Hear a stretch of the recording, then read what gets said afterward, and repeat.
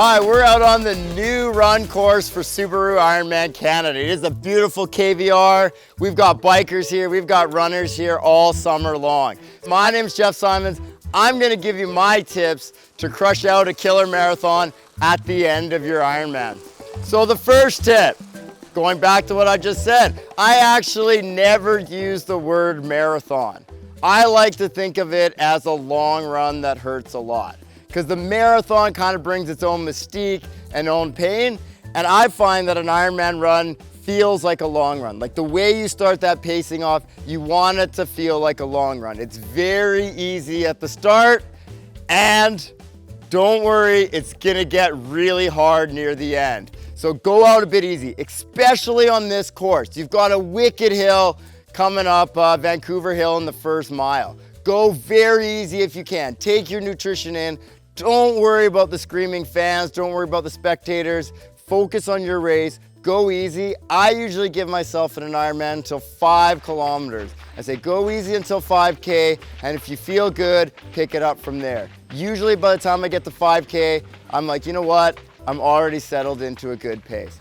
So once you've done that first 5K and you're setting up yourself for the rest of the marathon, make sure you're getting in your nutrition. We've done another video covering nutrition tips. Have it all planned out. Get that hydration in. Have it planned out by each aid station, which is a mile apart.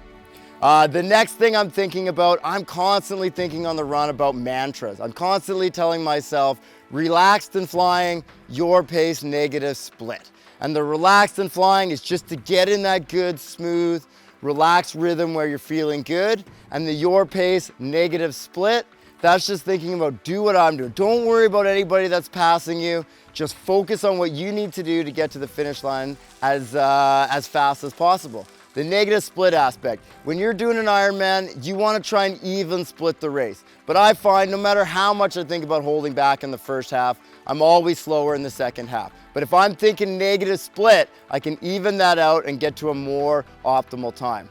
Also, there's nothing better than hitting that halfway mark, 21.1 kilometers, knowing that you're holding out for a bit of a negative split. You know, when everyone else is going, oh my God, I got to do that all over again. And you're thinking, this is my time. I'm getting chills just thinking about it. This is my time. It's going to give you a great psychological boost and get you ready to go. Another thing I do is staying loose in that first half. You know, like, cheer on people, give them that encouragement. If you're seeing someone, you know, say, hey, great job on one of these out and backs. And you're not just saying great job to them, you're also saying it to yourself. If you're giving out that positive energy, you're gonna get it. And if you're breathing so hard that you can't say, hey, good work, keep it up, then you're probably going too hard.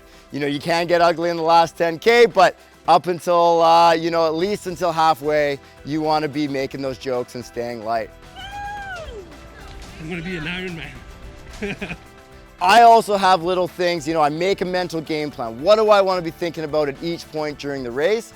And I also have a few key points to kind of boost my energy and get me out of those doldrums, those lulls that everyone talks about during an Ironman. Sometimes it's just giving a quick woo!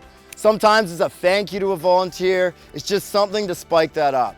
Thanking the volunteers, that could be another its own tip, especially during aid stations on multiple loop courses. They're just gonna be that much nicer to you the time around. And also, it's just polite and a great thing to do. Thank you.